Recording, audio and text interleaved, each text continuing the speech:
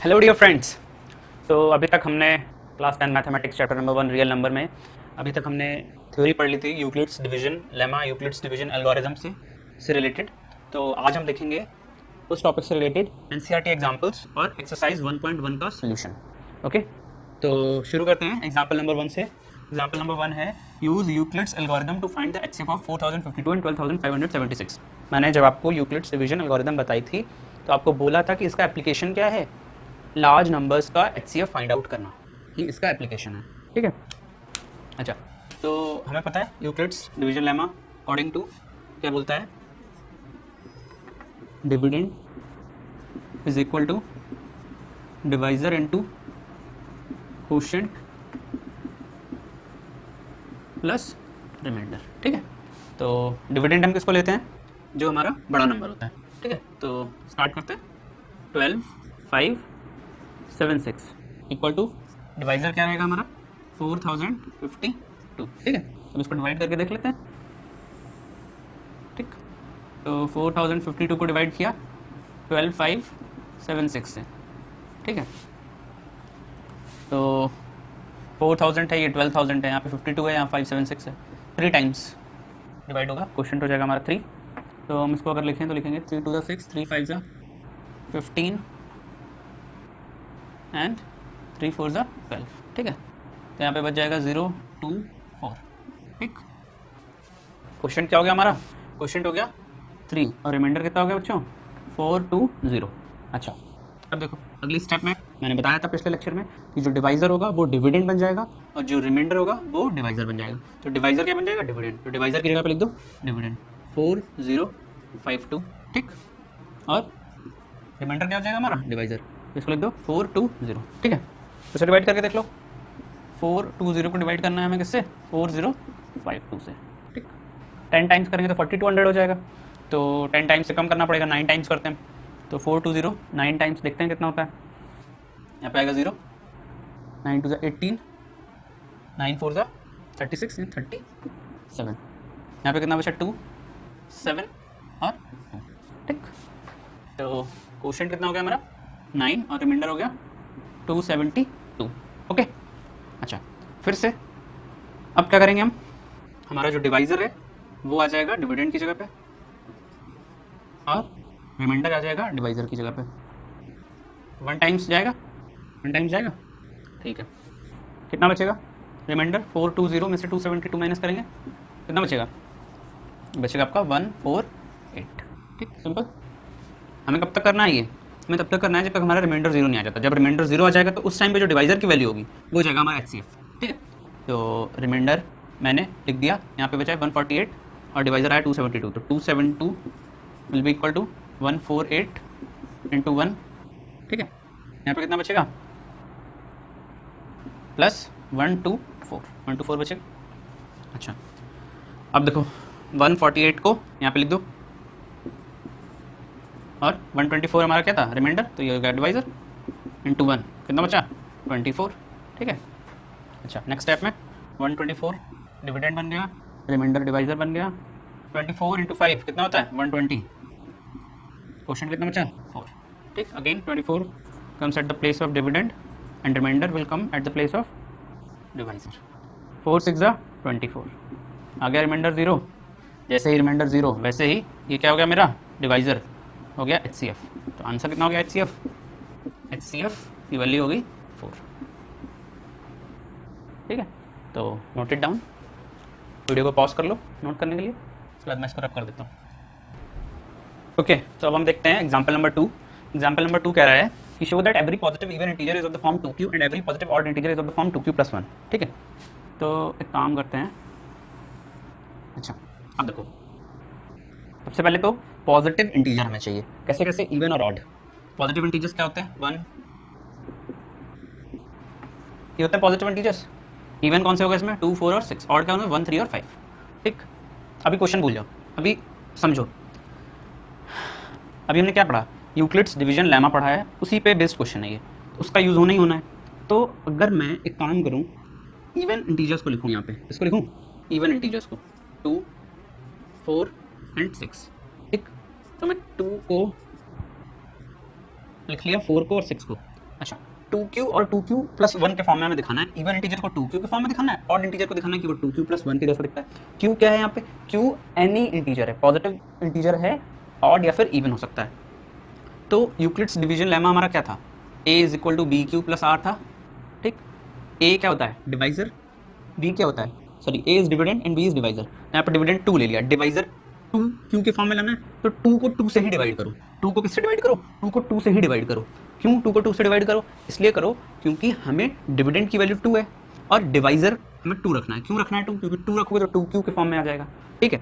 तो 2 को 2 से डिवाइड करो, जब 2 को 2 से डिवाइड करोगे तो हमें क्या मिलेगा, 2 वन जा 2, रिमाइंडर 0। क्वोशिएंट हमें कितना मिल रहा है 1। 4 को जब 2 से डिवाइड करोगे तो हमें क्या मिलेगा,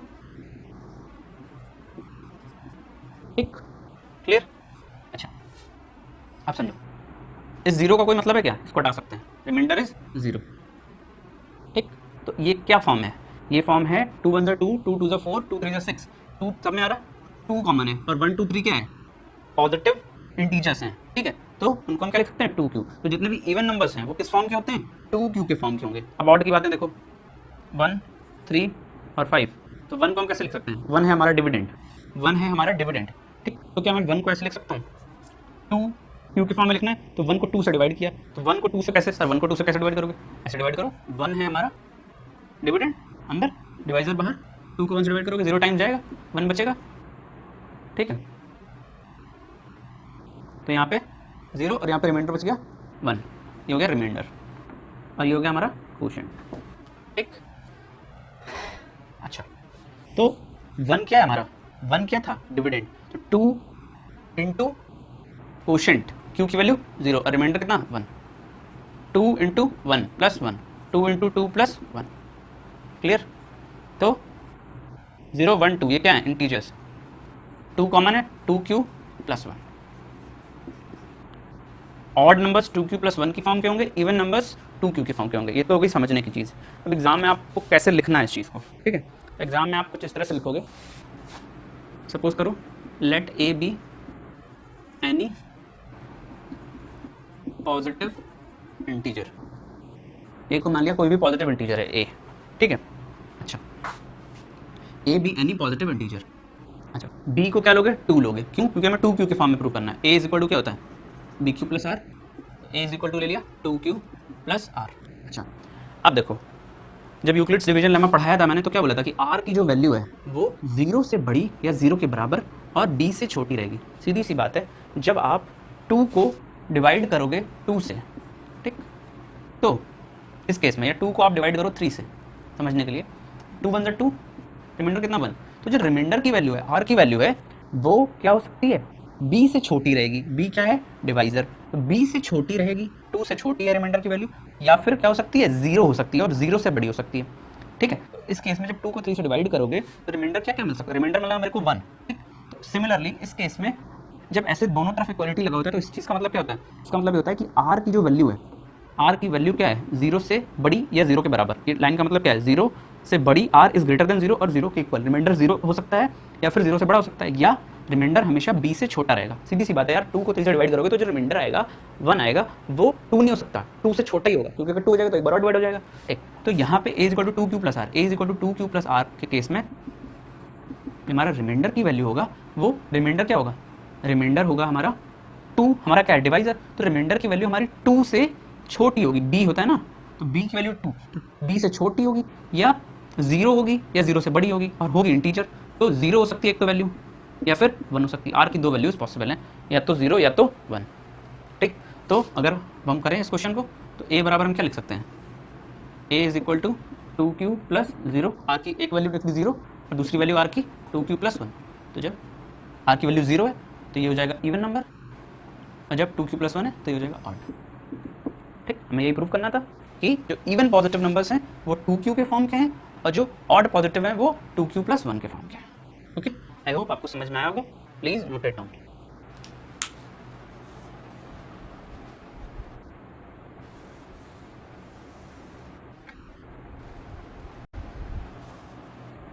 तो अब देखते हैं एग्जाम्पल नंबर 3, जो कि कुछ एग्जाम्पल नंबर 2 से ही मिलता हुआ है। तो अब यहाँ पे ये बोल रहे हैं कि हमें ये शो करना है कि जो कोई भी पॉजिटिव ऑड इंटीजर होगा वो 4q1+1 के जैसा दिखेगा या 4q+3 के जैसा दिखेगा, जहाँ पे q कोई इंटीजर है, ठीक है।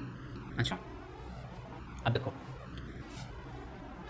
हमें कैसे करना है इस क्वेश्चन को। हमें पता है यूक्लिड्स डिवीजन लेमा क्या है, a is equal to B Q plus R, A is equal to B Q plus R, ठीक है। तो a की वैल्यू क्या हो सकती है, a कोई भी इंटीजर हो सकता है, ठीक है। अच्छा, और q क्या है, q कोई इंटीजर है, तो हम यहाँ पे लिख लेते हैं let a be any positive integer, ठीक। यहाँ पे हम कर कुछ नहीं रहे, जैसे पहले कर रहे थे 2q+1, तो हम 2 से डिवाइड कर रहे थे, अब हम किससे डिवाइड करेंगे, 4 से डिवाइड करेंगे। तो हम इसको कैसे लिख सकते हैं, a is equal to 4q+r। यहाँ पे मैंने b की वैल्यू क्या कंसीडर कर ली, 4, क्योंकि हम 4 से डिवाइड कर रहे हैं, ठीक है बेटा। अच्छा, अब देखो a is equal to 4q+r, तो r की वैल्यू क्या हो सकती है, r की वैल्यू क्या हो सकती है, r हमेशा क्या रहता है, जैसे मैंने अभी आपको पहले भी बताया था कि किसी नंबर को किसी से डिवाइड करो, यहाँ पे a क्या है, a है हमारा डिविडेंड, 4 क्या है डिवाइजर। यहाँ पे कुछ ऐसे हो गया ना कि a/4 कर रहे हैं, 4 को a से डिवाइड कर रहे हैं, तो क्या मैं इसको ऐसे लिखूं, a की कोई भी वैल्यू हो सकती है, सपोज करो a की वैल्यू है 9, a की वैल्यू मान लिए है 9, ठीक। अच्छा, तो 4 2 8, 1 रिमाइंडर बच गया। तो रिमाइंडर की जो वैल्यू है वो क्या हो सकती है, यहाँ पे क्या क्या वैल्यूज एक्सेप्टेबल हैं। अगर यहाँ पे 8 ले लो तो 4 2 8 रिमाइंडर की वैल्यू हो जाएगी 0। यहाँ पे 9 ले लिया तो रिमाइंडर की वैल्यू कितनी आ गई 1। यहाँ पे 10 ले लेंगे तो रिमाइंडर की वैल्यू हो जाएगी 2। यहाँ पे 11 ले लेंगे तो रिमाइंडर की वैल्यू हो जाएगी 3। और अगर हम यहाँ पर 12 ले लेंगे तो फिर से रिमाइंडर की वैल्यू हो जाएगी 0। तो रिमाइंडर की वैल्यूज क्या क्या हो सकती हैं, रिमाइंडर के लिए कंडीशन होती है कि रिमाइंडर की वैल्यू हमेशा 0 रहेगी या 0 से बड़ी रहेगी और b से छोटी रहेगी। तो b की वैल्यू यहाँ पे क्या है 4 है। तो रिमाइंडर की क्या क्या वैल्यूज पॉसिबल है, यहाँ पे रिमाइंडर की 3 वैल्यूज पॉसिबल हैं, 0 1, रिमाइंडर 1 हो सकता है अगर हम किसी नंबर को 4 से डिवाइड कर रहे हैं, 2 हो सकता है और 3 हो सकता है, ठीक। अगर हम किसी नंबर को 4 से डिवाइड कर रहे हैं तो रिमाइंडर 4 तो आ नहीं सकता, 0 1 2 या 3 आ सकता है। तो a is equal to 4q+r है, तो a is equal to 4q+r, ठीक है। तो r की वैल्यूज क्या क्या हो सकती हैं, अगर r 0 है तो r की वैल्यू 0 है तो 4q+0, r की वैल्यू अगर 1 है तो 4q+1, r की वैल्यू अगर 2 है तो 4q+2 और r की वैल्यू अगर 3 है तो 4q+3। अब हमें क्या दिखाना था, हमें ये दिखाना था कि जो ऑड नंबर होंगे हमारे positive odd integer, positive integer चाहिए और ऑड इंटीजर चाहिए, वो होंगे हमारे 4q+1 जैसे या 4q+3 जैसे। यहाँ पे q कोई इंटीजर है, ठीक। तो 4q+0, इन 4 इक्वेशंस को देखो आप, 4q+0 इस इक्वेशन को आप 2 से डिवाइड करो, क्या कंप्लीटली डिवाइड हो जाएगी, हाँ कंप्लीटली डिवाइड हो जाएगी। क्यों, 4q को 2 से डिवाइड करोगे तो वैल्यू मिलेगी हमें 2q, ब्रैकेट में हम 2 टाइम्स 2q लिख सकते हैं। बट अगर हम इसको डिवाइड करेंगे 4q+1 को तो ये डिवाइड नहीं होगा, रिमाइंडर 1 बच जाएगा, रिमाइंडर 1 बच जाएगा, ठीक है। सिमिलरली इसको डिवाइड करो तो ये क्या दे देगा हमें, ये हमको दे देगा, अगर 4q+2 को 2 से डिवाइड करेंगे तो हमें रिमाइंडर मिलेगा क्या 0, हमें रिमाइंडर मिलेगा क्या 0, ठीक है। तो इसको हम कैसे लिख सकते हैं, अगर हम 2 से डिवाइड कर दें, 2 कॉमन ले लें तो इसके अंदर आ जाएगा 2q+1 और रिमाइंडर क्या मिलेगा हमें 0, ठीक। और सिमिलरली इस केस में अगर हम डिवाइड करेंगे तो हमें क्या मिलेगा, 4q+3 को लिख लो, 4q+3 को आप लिख सकते हो 4q+2+1, 3 को 2+1 लिख लो और 4q+2 में से कॉमन ले लो 2, तो ये हो जाएगा 2q+1 और रिमाइंडर मिल जाएगा 1, ठीक। तो कहने का मतलब क्या है कि 4q+1 ऑड है और 4q+3 ऑड है, ठीक। 4q+0 इवन है, कंप्लीटली डिवाइड हो रहा है, 4q+2 कंप्लीटली डिवाइड हो रहा है, क्योंकि इन दोनों केसेस में रिमाइंडर की वैल्यू 0 मिल रही है, बट यहाँ पे रिमाइंडर की वैल्यू 1 मिल रही है हमको, ठीक है। तो वी कैन से कि 4q+1 और 4q+3 कैसे होंगे, हमारे पॉजिटिव ऑड इंटीजर होंगे, ठीक है। नोट कर लो इसको।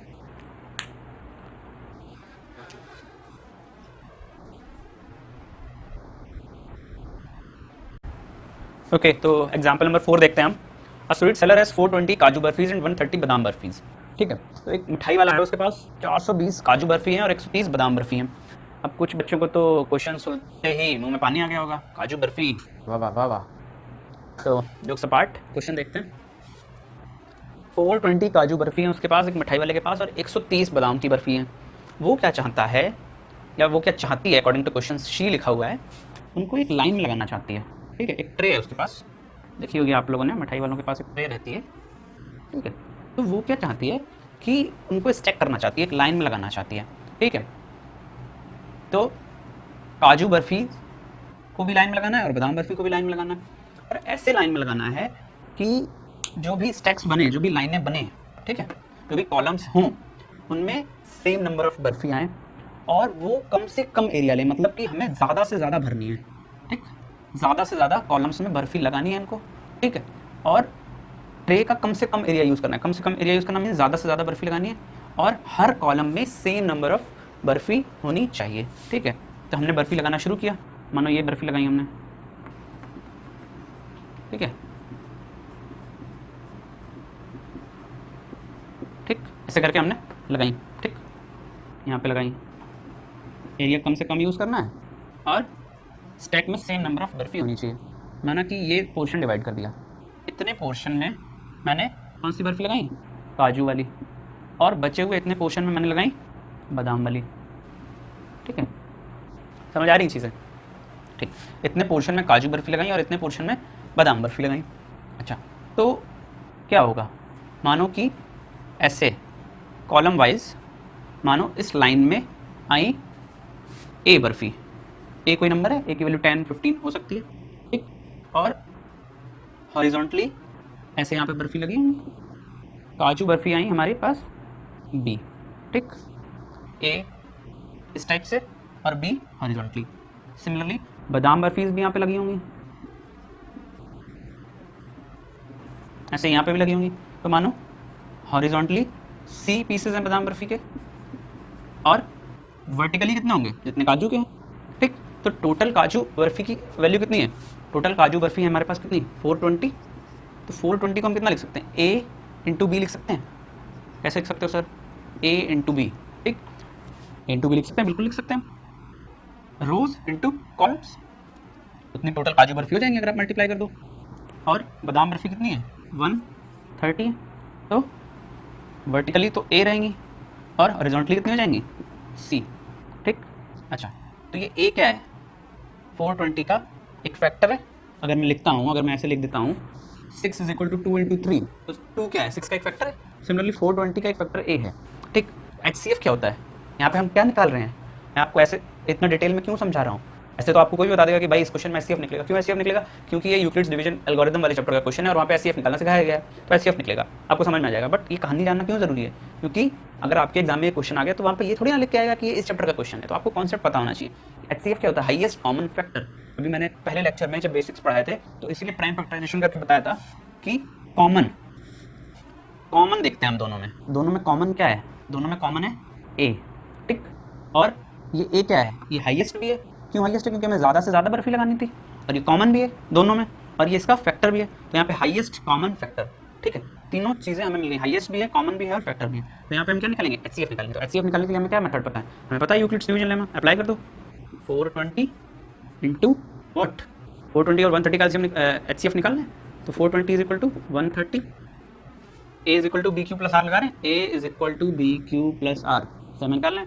तो बी की वैल्यू कितनी होगी, 130, और क्यू की वैल्यू कितनी हो जाएगी, 3। 130 इंटू 3 कितना हो गया, 390। डिवाइड करके देख लेना भाई मेरे, 390, और यहाँ रिमाइंडर कितना बच गया, 30, ठीक। फिर 130 कहाँ आ जाएगा, 130 आ जाएगा हमारा डिविडेंड की जगह पे। 130 इज इक्वल टू, ये रिमाइंडर हो जाएगा 30 इंटू कितना हो जाएगा, 30 4 120, रिमाइंडर कितना बच गया, 10। आई होप आपको चीज़ें समझ आ रही होंगी। तो आप 30 को यहाँ पे लिख दो, डिवाइजर डिविडेंड की जगह पे आ जाता है और रिमाइंडर डिवाइजर की जगह पे आ जाता है। 10 इंटू 3, रिमाइंडर 0। जैसे ही रिमाइंडर 0, ये क्या हो गया हमारा HCF, तो HCF हो गया हमारा 10, ठीक है। तो एक स्टेप में हमें 10 बर्फीज लगानी है, ओके। तो इस वीडियो में इतना ही। अगले वीडियो में हम एक्सरसाइज 1.1 सॉल्व करेंगे। ट्राई तो किया था कि मैंने इसी वीडियो में एक्सरसाइज 1.1 भी हो जाए, बट वीडियो थोड़ा लेंथी हो रहा है, तो मैं अगले वीडियो में एक्सरसाइज 1.1 कवर करूँगा, और उसके बाद हम आगे के topic fundamental theorem of arithmetic और बाकी जितने भी टॉपिक्स बचे देखेंगे। आई होप आपको ये सारे एग्जांपल्स क्लियर हुए होंगे अच्छे से। तो if you like this video then please give a thumbs up and please subscribe our channel, okay, for more such videos. Thank you.